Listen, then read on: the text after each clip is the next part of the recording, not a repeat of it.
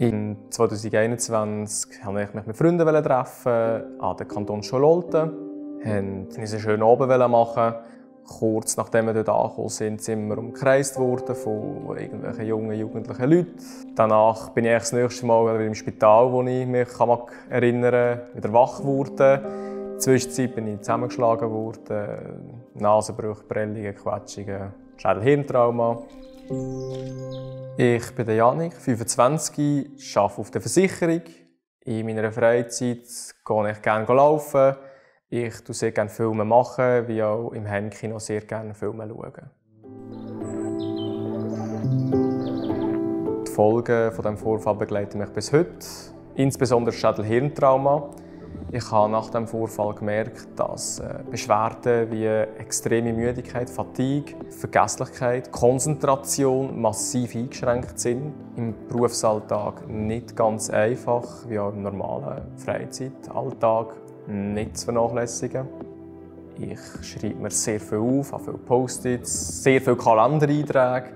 Ich muss, wenn ich abmache, auch mir die Sachen aufschreiben, einschreiben.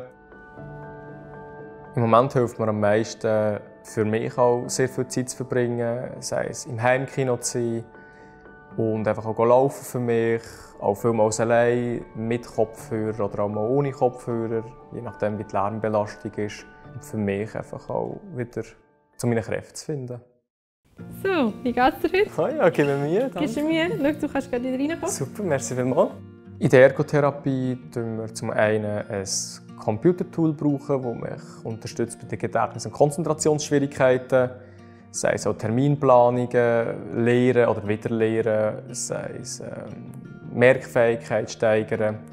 Und zum anderen suchen wir auch Strategien, was kann mir im Alltag helfen. Wir haben dort eine ganze Auswahl von Karteikarten, wo Strategien draufstehen. Und ich muss die 5 besten rauspicken von denen und die aufs nächste Mal probieren umsetzen und schauen, was geht gut, was weniger gut von denen. Dank der Therapie habe ich im Alltag wie auch im Berufsleben vor allem gemerkt, dass ich mit Pausen viel mehr Energie habe, dass ich leistungsfähiger werde und zu oben auch vielleicht mal Zeit noch habe, vielleicht gleich mal noch etwas abzumachen, statt heimzugehen und direkt erschlagen ins Bett zu liegen. Und Herr Bindt, wie ist Ihnen gegangen letzte Woche mit der Pensumsteigerung? Das erste Mal ja 50%. Aha. Anstrengend, aber ich bin guter Dinge. Okay, schön. schön. Sanitas hat mich von Anfang an sehr gut unterstützt. Ich habe einen Brief bekommen, schon relativ schnell, nachdem die mitbekommen haben, dass ich gesundheitlich angeschlagen bin. Ich hatte dort auch eine Nummer drauf, dass ich direkt die Case Managerin anrufen kann und wir auch zusammenhocken können. Das ist dann auch passiert.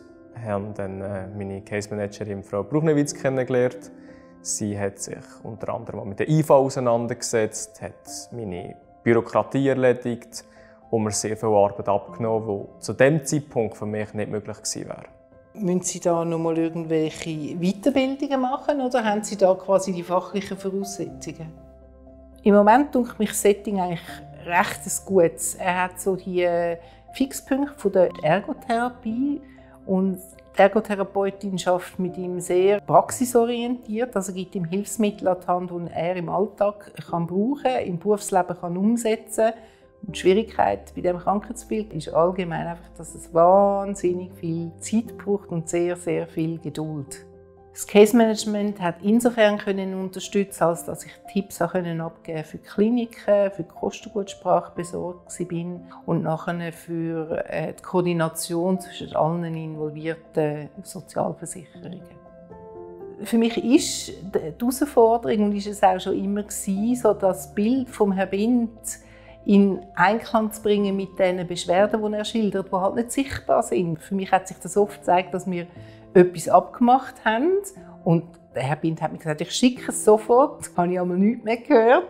Dann habe ich nachgefasst und dann habe ich nicht erreicht. Und dann habe ich ein Mail geschickt und dann ist auch nichts passiert. Und irgendwann ist es, oh, ich hätte doch noch sollen.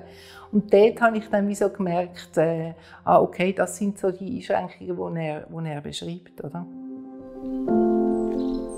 Für meine Zukunft wünsche ich mir, dass mir meine Freundschaften wieder Energie geben, statt dass sie mir Energie nehmen.